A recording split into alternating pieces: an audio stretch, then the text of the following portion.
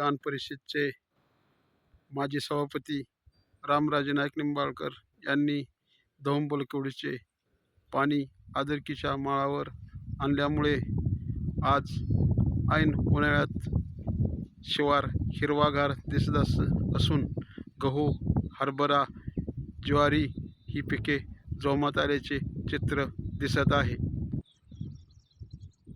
वाई तालुक्यातील धोम धरणाच्या वरती 19 किलोमीटर धोम-बोलकवडी धरणाचे काम मंजुरी 1996 साली युती सरकारच्या काळात मिळाली.